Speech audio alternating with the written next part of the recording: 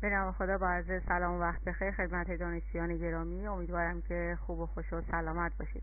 جلسه 17 از فیلم عمومی 1 رو در خدمتتون هستیم. جلسه قبل 2 تا تمرین داده بودیم. اون 2 تمرین رو حل می‌کنیم، بعد به ادامه مباحثمون می‌پردازیم.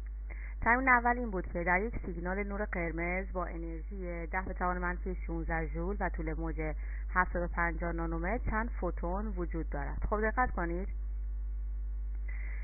انرژی ما 10 به توان منفی 16 ژول هست و طول موج اون 750 نانومتر. میگه با استفاده از این انرژی من اگه طول موجم 750 نانومتر باشه چند تا فوتونی با این طول موج من میتونم ایجاد کنم. خب اولین کاری که شما باید بکنید این هست که با توجه به طول موجی که بهتون داده بیاید انرژی این طول موج رو به دست بیارید. یعنی اینکه اون انرژی که من میتونم این طول موج رو ایجاد کنم رو به دست بیارم. بعد حالا اون انرژی که به دست آوردم، شما دقت کنید این مقدار انرژی دارید. این مقدار انرژی چند تا از انرژی این طول موج رو میتونه تهیه کنه که ما بهش میگیم فوتون. خب پس اولین کاری که میکنیم ما میایم با استفاده از طول موج انرژی اون رو به دست میاریم. انرژی برابر است با hc به روی لامدا. پس اشتباهی که بچه‌ها میکنن هم این انرژی رو حساب میکنن با این طول موج. خیر، این انرژی کلیه که شما میدید و این طول موج رو شما انتظار دارید چند تا از این طول موج ها یا چند تا فوتون با این طول موج رو شما میتونید با استفاده از این انرژی به دست بیارید. پس شما باید انرژی این طول موج رو ابتدا به دست بیارید و بعد بقیه محاسباتون رو انجام بدید. پس این برابر است با hc به روی لامدا. اچ هم که همون عدد ثابت 6.62 ضرب در 10 به توان منفی 34 هست. سی هم که عدد ثابت 3 ضرب در 10 به توان 8 هست. لامدا یا طول موج اون هم میذاریم 750 ضرب در 10 به توان منفی 9. جوابی که برامون به دست میاد 2.65 ضرب در 10 به توان منفی 19 است. این انرژی طول موج 750 نانومتر. درسته؟ حالا ببینم چند تا فوتون ایجاد میشه. درسته؟ یعنی با استفاده از این انرژی که من دادم هر کدوم از این انرژیایی که به دست آوردم یه فوتون به من میده. ببینم این انرژی چند تا از این فوتونه میتونه برا من ایجاد کنه. خب از چند تا فوتون میشه مجهول من. 10 به توان منفی 16 اون کل انرژی که دارم. هر 2.65 ضرب در 10 به توان منفی 19 انرژیم یه فوتون ایجاد میکنه با طول موج 750 نانومتر. پس به دست میاد 377 فوتون من میتونم با استفاده از این انرژی ایجاد کنم. خب تمرین بعدی این بود که خطوط طیفی هیدروژن در ناحیه مرئی به انتقال الکترون ها از سطوح بالاتر به لایه n برابر با 2 مربوط می شود. نوع انتقال الکترونی مربوط به خط طیفی 434 نانومتر چیست؟ خب دقت داشته باشید، ما گفتیم که این طول موج رو اول باید به نو تبدیل کنید، چون این فرمولمون که از لایه‌های مختلف انرژی رو در شما ایجاد میکنه بر حسب نو هست. پس نو برابر است با سی به روی لامدا که سی همون عدد ثابت 3 ضرب در 10 به توان 8، لامدا هم که خودش داره 434 نانومتر که میشه ضرب در 10 به توان منفی 9 میکنه که بر حسب متر حتما باید باشه. تقریبا میشه اصفایی میکنم 7 ضرب در 10 به توان 10. این میشه نوی ما. درسته؟ بر حسب هرتز یا همون 1 ثانیه. خب ما از این فرمول استفاده میکنیم که انرژی که الکترون ها از یه لایه دیگه میان رو میتونه برای ما به دست بیاره یا میتونه فرکانسش رو به ما بده. خب از این فرمول استفاده میکنم، جای نوع عددی که به دست آوردم رو میذارم، عدد ثابتش رو میذارم. گفتیم که ما میرسیم به لایه 2 دیگه، پس NI گفتیم لایه درونی هست، پس عددش رو میذاریم. اما N0 که لایه بیرونی هست رو من عددش رو ندارم، یعنی لایه مبدئی که حالا داره ازش حرکت میکنه من اون رو ندارم. پس 1 به N0 به توان 2 برای من به عنوان مجهوله و من باید N0 رو به دست بیارم. خب شما که من تلاش کنید برای N0 به دست آوردن، من دیگه جواب آخر رو نوشتم که N0 شما میشه 5. حالا یه توضیح بدم بعد در مورد محاسبه اینم یه توضیح میدم خدمتتون. N0 من میشه 5، یعنی اینکه از مدار پنجم به مدار دوم اومده، چون گفته از مدار بالاتر اومده، اون مدار کجا بوده؟ شما باید بگید از مدار پنجم به مدار دوم اومده. خب شما روش‌های مختلفی دارید که این رو حساب کنید، اما یکم اذیت میشید اگه بخواید به روش معمولی حساب کنید، چون اگه بخواید مخرج مشترک هم حتی بگیرید نمیدونید انصف چنده و سختتون میشه. به نظر من یکی از راحت ترین راههایی که میتونید برای این به کار ببرید جایگذاری کردن عدد جای انصف هست. حالا شما میدونید که شما به n برابر با 2 برمیگردید، یعنی مقصد شما مدار دوم هست، پس از مدار بالاتر از دوم اومده دیگه. حالا به نظر من راحت ترین کاری که میتونید جواب به دست بیارید اینه که جای انصف عدد بزنید. یه بار 3 بذارید، اینو محاسبه کنید ببینید این به دست میاد، یه بار 4 بذارید، یه بار 5 بذارید. این خیلی راحته چون شما میدونید که مدار بالاتر از 7 ندارید دیگه، شما 7 مدار دارید. این به نظر من راحت تره. حالا بازم اگه خودتون روش دیگه برای حل این و به دست آوردن انصف دارید هیچ موردی نذار، شما از هر روشی میتونید استفاده کنید. خب اینم از این تمرینی که خدمتتون توضیح دادیم. بریم سراغ ادامه درسمون. ادامه این فصل در مورد مکانیک موجی هست که ما توضیح میدیم خدمتتون. همونطور که نور خصلت دوگانه موجی و ذره‌ای دارد، ماده نیز طبیعت دوگانه دارد. دوبروی یه دانشمند بود که طول موج حرکت الکترون را به صورت زیر بیان کرد. خب از نظر موجی من میتونم بگم انرژیش میشه H9، درسته؟ یا اگه بخوام بر حسب لاندای طول موج بنویسم میتونم مثلا انرژی برابر است با Hc به روی لاندا. اگه خاصیت ذره‌ای اون ماده رو در نظر بگیرم میتونم مثلا رابطه انیشتین رو برم ای برابر است با Nc2، درسته؟ خب حالا این دوتا ای رو اگه من با هم دیگه مساوی قرار بدم، مثل این حالت Nc2 برابر است با Hc به روی لاندا، هر دو انرژی هست، هر دو رو با هم دیگه مساوی قرار میدیم، درسته؟ خب من از اینجا میتونم یه دونه C اینجا هست، یه دونه C به توان 2 اینجا هست، این یه دونه C با این توان 2 میتونه بره، درسته؟ پس لاندا میشه طرف معلوم تقسیم بر ضریب مجهول، پس لاندای من میشه H به روی MC، درسته؟ خب این نشون میده که من هم خاصیت موجی و هم خاصیت ذره‌ای ماده یا نور رو در نظر گرفتم و این رابطه دوبروی و رابطه دوبروی هست که میتونه اون رابطه پلانک و رابطه انیشتین رو با هم دیگه مخلوط کنه و یه رابطه جدید رو برای ما به وجود بیاره. خب البته شما میتونید جای C V هم بذارید. خب C همون سرعت نور در خلا بود دیگه که ما گفتیم یه عدد ثابت داره، اما شما میتونید این رو برای هر ماده‌ای به کار ببرید و در خلا نباشه، یعنی V هر سرعتی که به شما دادن رو به دست بیارید، درسته؟ پس میشه لاندا برابر است H به روی MV.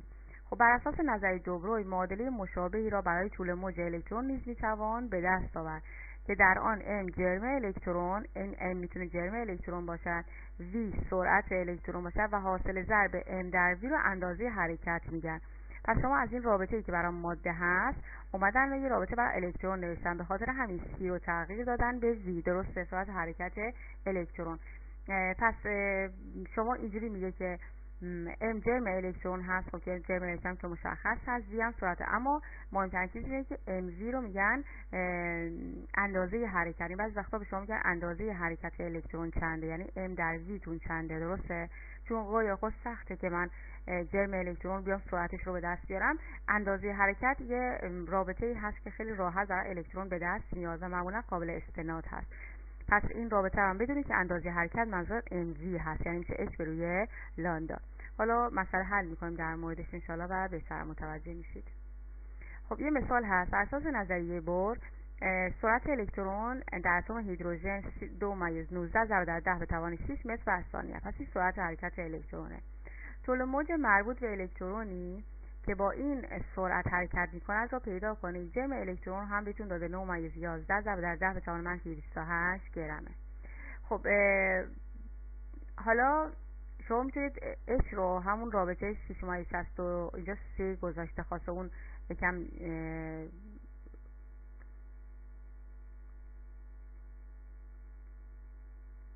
به صورت جمع و جورتر بنویسه. H نمیشه 6-63 ضرب در 10 به توان -34. حالا این 2 یا 3 زیاد تأثیری نداره، یک عدد ثابتی که همون عددی که به شما دادن توی سوال حتما همون رو وارد میکنه. خب H همین هست، درسته؟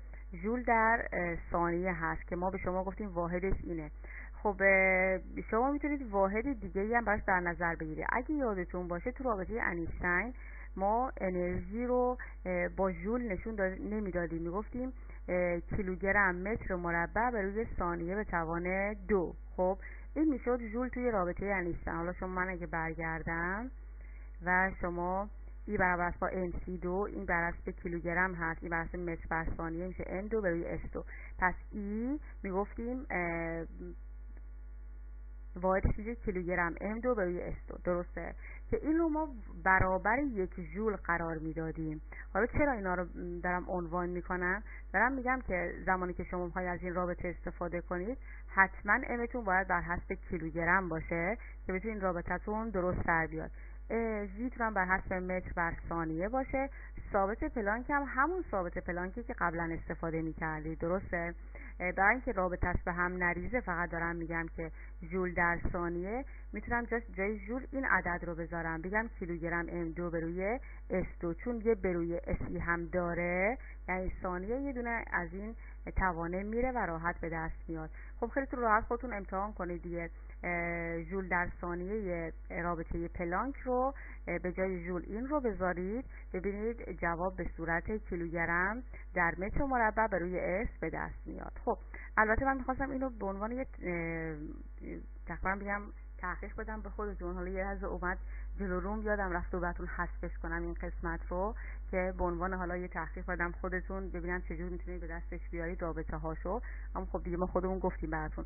پس این کلا دلیلش به گفتنش این بود که اینجا هم ثابت پلانک همون عدد هست و تغییری نمیکنه، همون 6.63 یا همون 62 ضرب در 10 تا منفی 34 رو میذارید.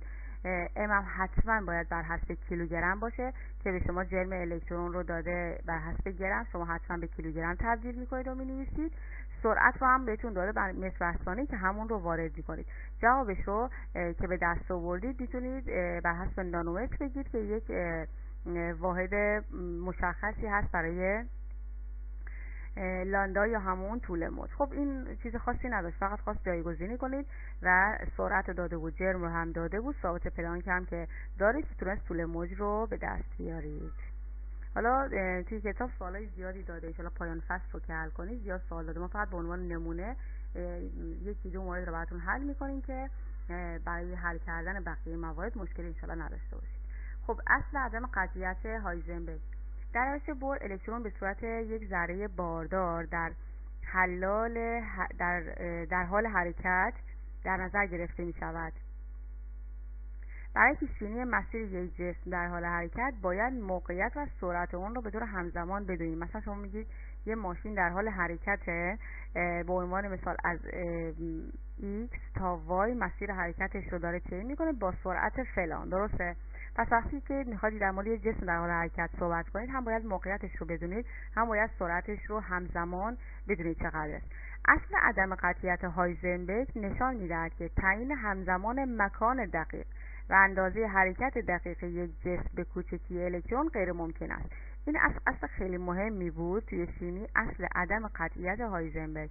هایزنبرگ میگه درسته شما میگید الکترون حرکت میکنه، اما اینکه بگید دقیقاً با چه سرعتی حرکت میکنه و کجا داره حرکت میکنه، تعیین همزمانش خب خیلی سخته و یک کار غیر ممکنیه. پس نگاه کنید، تعیین همزمان مکان دقیق و اندازه حرکت دقیق یک جسم به کوچکی الکترون غیر ممکن است. اگر برای تعیین هر که دقیق‌تر یکی از این مقادیر کوشش کنید، به همان اندازه در تعیین دیگری عدم قطعیت خواهیم داشت. خب منظورمون چیه؟ حالا من یه فرمول دادم براتون.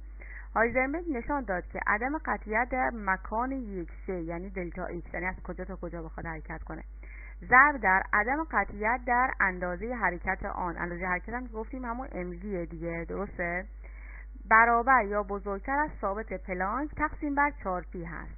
خب عدم قطعیت یعنی چی؟ میدونید که دلتا ایکس یعنی اینکه مثلا از مکان x بیاد به مکان y. خب این مقدارا بهش میگن عدم قطعیت x، یعنی چقدر عدم قطعیت داریم، چقدر نمیدونید این دقیقاً اینجا هست یا نیست. درسته؟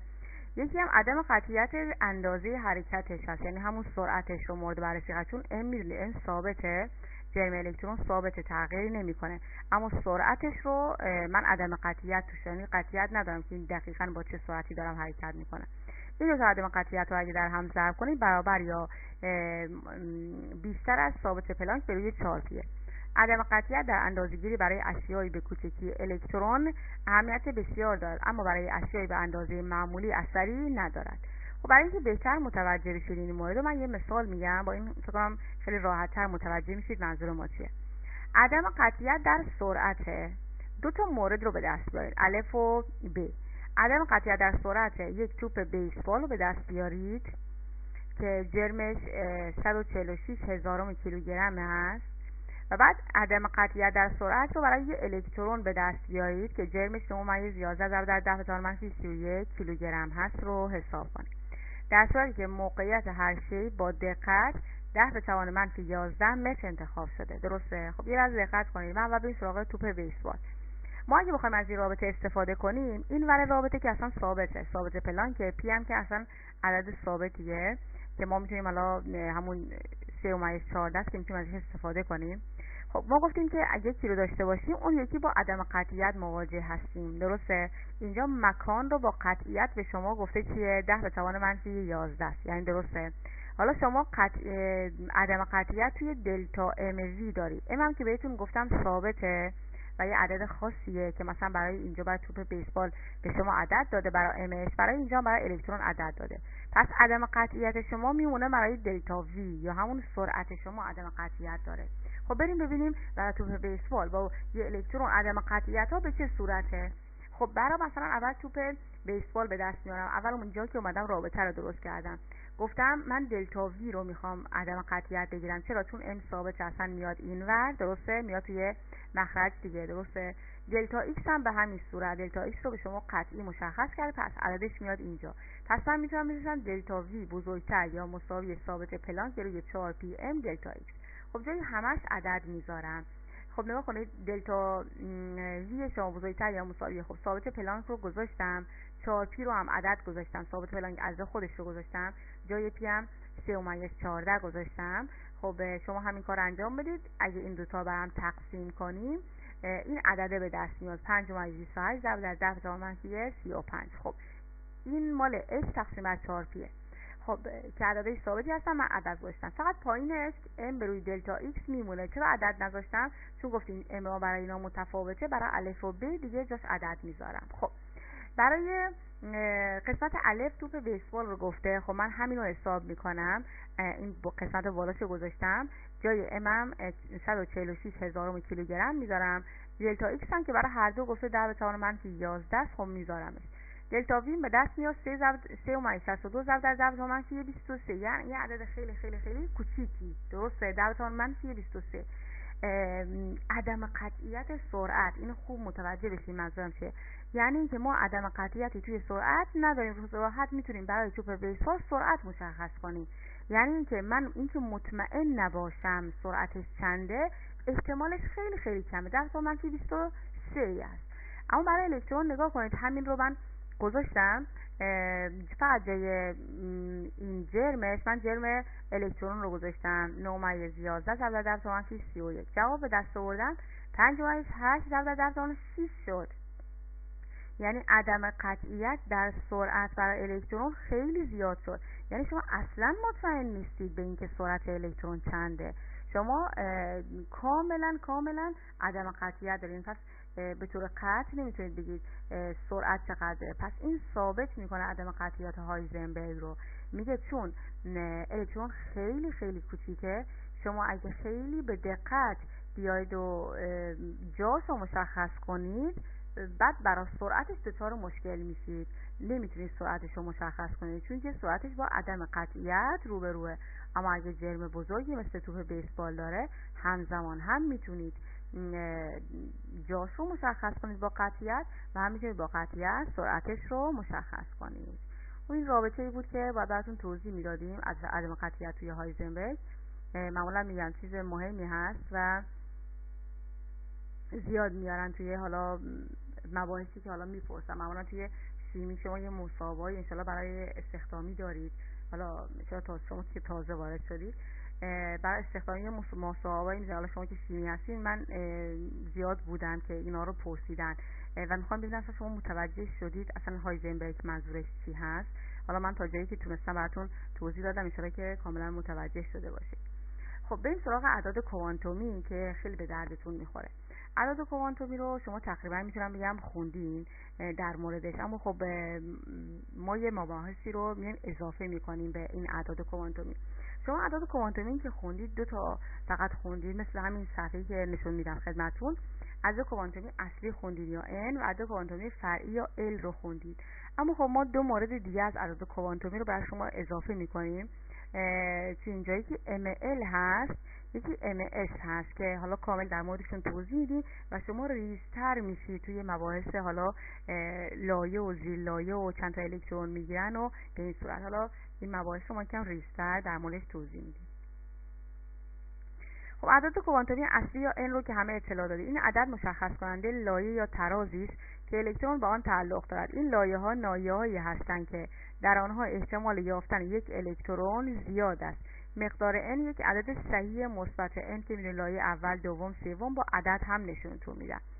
هرچه مقدار n بزرگتر باشد، لایه از هسته دورتر و انرژی الکترونی که در اون قرار داره بالاتر هست. خب اینم قبلش توضیح داده بودیم خدمتتون. خب این خیلی میگم ساده بود. حالا بریم سراغ عدد کوانتومی فرعی L کوچیک حتما هست، حواستون باشه. هر لایه فرعی با یک عدد کوانتومی فرعی مشخص میشه. پس هر لایه فرعی عدد کوانتومی هر لایه اصلی عذرخواهی میکنن لایه‌های فرعی متفاوتی داره، درسته؟ که لایه‌های فرعی رو با L نشون میدن. مقادیر L برای لایه‌های فرعی با مقدار N لایه اصلی تعیین میشود. برای هر یک از عبارت‌ها یک مقدار برای L وجود دارد. خب منظورش چیه؟ یعنی شما اگه یک لایه‌تون n برابر با 1، یه دونه لایه فرعی دارید دقیقاً برابر با عدد n. پس اگه n شما 2 تا لایه فرعی دارید. اگه n تون 3 تا لایه فرعی دارید و به بالا. پس هر لایه‌ای به اندازه شمارش لایه فرعی داره، درسته؟ خب اما لایه فرعی که L مثل n از 1 شروع نمیشه، از 0 شروع میشه، درسته؟ پس مثلا لایه اول شما که n برابر با 1 و یه دونه لایه فرعی داره، اسم اون یه دونه لایه فرعی 0. حالا مثلا n شما اگه 2 باشه، یعنی لایه دوم اگه باشید 2 تا لایه فرعی دارید، اسم لایه های فرعیتون میشه 0 و 1، هر کدوم به ترتیب میرن. پس اگه n شما 3 باشه 3 تا لایه فرعی دارید، اسمشون میشه 0 و 1 و 2، درسته؟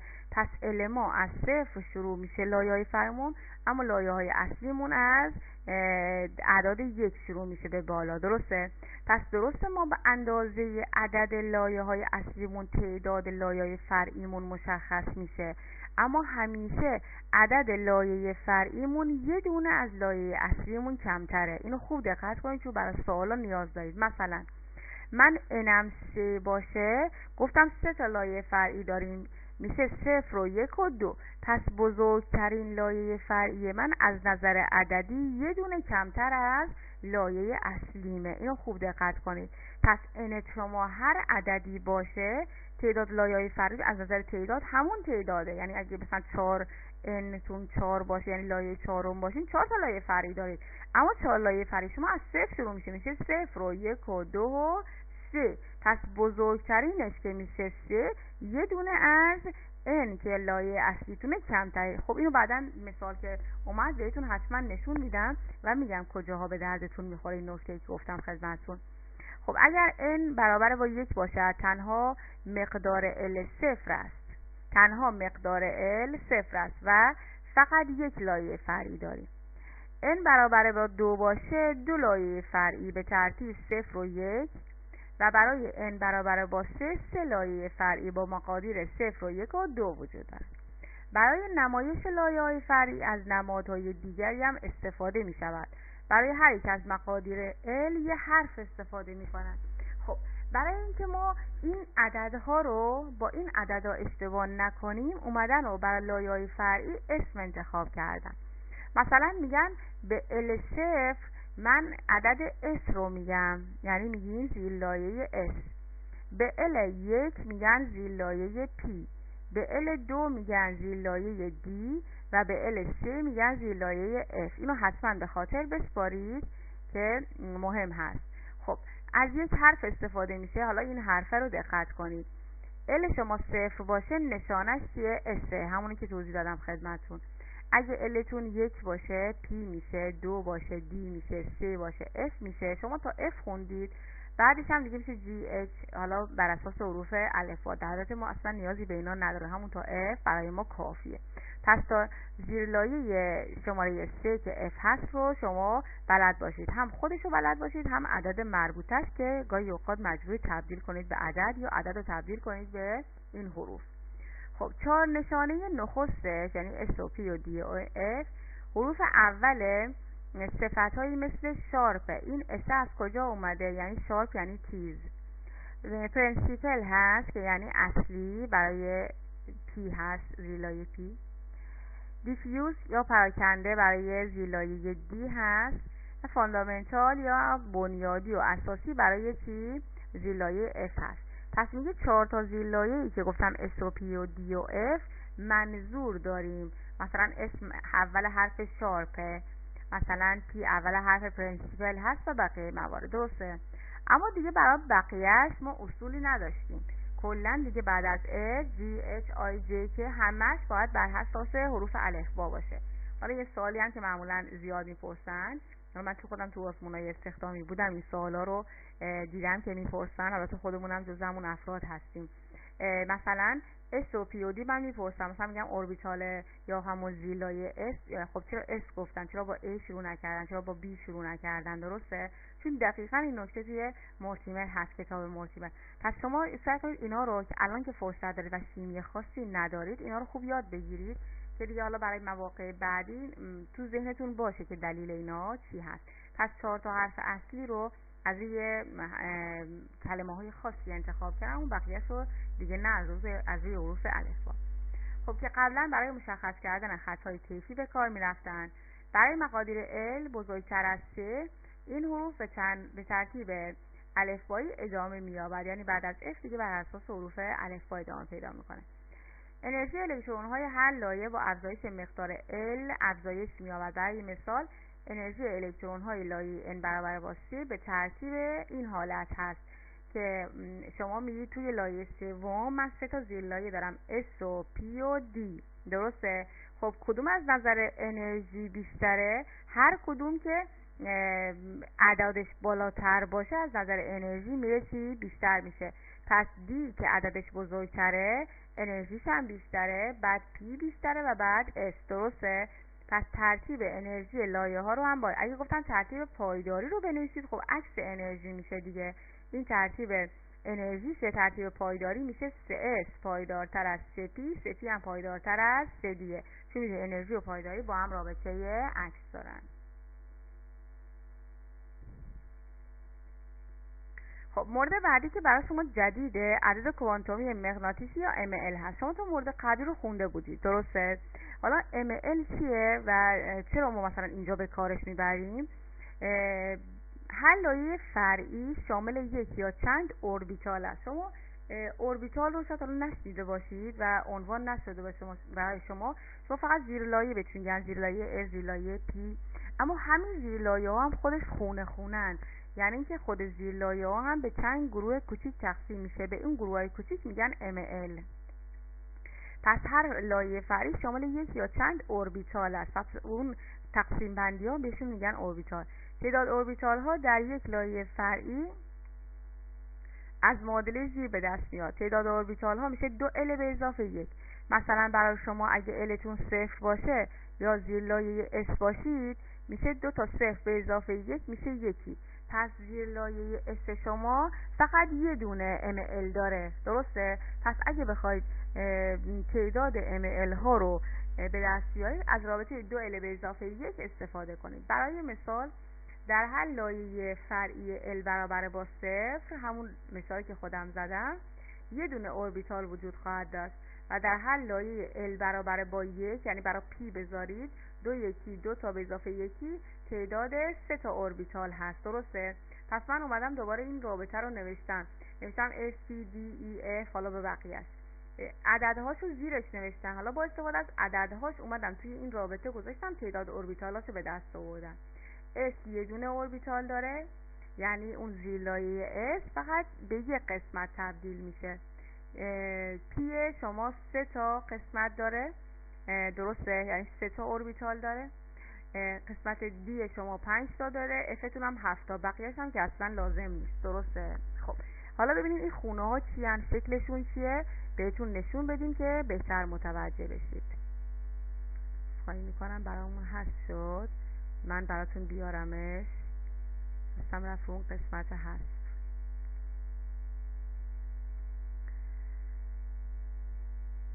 خب لطفا دقت کنید.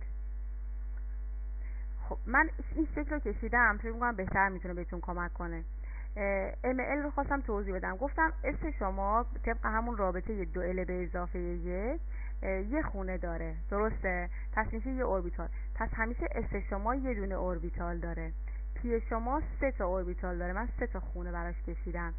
D شما 5 تا داره و F تون 7 تا داره، درسته؟ خب به این خونه ها ML یعنی یه عدد نسبت میدن. حالا عددا رو لطف کنید خوب یاد بگیرید. ببین برای اینکه اینا رو یاد بگیرید چند بار مرور کنید. میگم شما N و L رو داشتید، ML و MSی که حالا من ML رو اینجا توضیح میدم، این جلسه بعد MS رو توضیح میدم خدمتتون. اینا رو فقط با تکرار میتونید یاد بگیرید. خب الان شما هر عددی رو داشته باشید، ML عددش اینجوریه که وسطی 0 میشه، سمت راستی ها میشن مثبت، خونه‌های سمت راستی، خونه‌های سمت چپی میشن منفی. خب الان S فقط یه دونه است دیگه، خب فقط 0 رو شاملش میشه. P 3 تا خونه داره دیگه، درسته؟ پس وسطیش میشه 0، سمت راستیش میشه مثبت 1، سمت چپی میشه منفی 1. پس هر کدوم از این خونه ها یه دونه ML دارن که الان MLش رو ما گفتیم. مثلا اگه به شما گفتیم P تون ML چند تا ML صفر داره، خب میگید یه دونه ML صفر داره، درسته؟ اگه بهتون گفتم P تون ML منفی 2 داره، میگید نه دیگه، منفی 2 نداره. خب حالا دی شما چجوری؟ دوباره وسطی رو میذارید 0، خونه وسطی، سمت راستی ها مثبت، سمت چپی ها منفی. حالا برای اف هم دوباره وسطی رو میذارید 0، سمت راستی ها مثبت، سمت چپی ها منفی، درسته؟ خب حالا یه چیزی بگم که شاید حالا کمک کنه به این یادگیری شما. شما اگه یادتون باشه میگفتیم زیر لایه S چند تا الکترون میگیره؟ میگفتیم 2 تا، درسته؟ حالا به شما میگم هر کدوم از این خونه ها 2 تا الکترون میتونه تو خودش جای بده، بیشتر از اون به هیچ عنوان نمیتونه الکترون تو خودش جای بده. پس نگاه کن، S یه دونه خونه داره، پس 2 تا الکترون توش جا میگیره، به خاطر همین میگیم زیر لایه S 2 تا الکترون جا داره، درسته؟ چون فقط یه خونه یا یه دونه اوربیتال داره. اگه یادتون باشه میگیم زیر لایه P 6 تا الکترون جا میشه. خب چرا 6 تا الکترون؟ چون تو هر خونه ای از اینا 2 تا الکترون جا میشه، پس کلا میشه چی؟ 6 تا الکترون توی P جا میشه. برای D میگیم 10 تا جا میشه. نگاه کنیم 5 تا خونه داره، هر کدوم هم 2 تا، پس 2 5 تا 10 تا جا میشه. F هم که میگیم 14 تا، چون 7 تا خونه داره، 2 7 تا 14 تا الکترون میتونه توش جا بشه. پس شما یاد بگیرید که توی هر اوربیتالی 2 تا الکترون میتونه جا بشه. خب این هم از ML. پس لطف کنید شما همیشه بلد باشید N چیه، L چیه، اینا رو بلد بودید. ML هم یاد بگیرید. اگه مثلا من از شما پرسیدن توی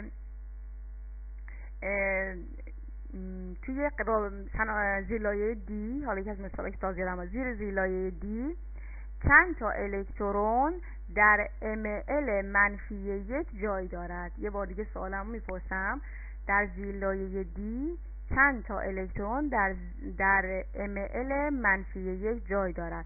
خب شما اول باید D رو تو ذهنتون بیاد 5 تا خونه ایه و بعد این اعداد ML یادتون بیاد دیگه، 0 و مثبت 1 اینا رو همه بنویسید. گفته توی این خونه چند تا الکترون جا میشه؟ خب 2 تا. ما تو هر خونه ای حد اکثر الکترونی که میتونه جا بشه چیه؟ 2 تاست. پس جواب من اون سوالی که پرسیدم میشه چی؟ 2 تا الکترون، درسته؟ حالا خیلی سوال از اینا حل میکنیم. منظورم اینه که اینا تو ذهنتون باید حتما باشه. ال رو بدونید چیه، ال رو بدونید چیه که بدونید به این سوالات جواب بدید.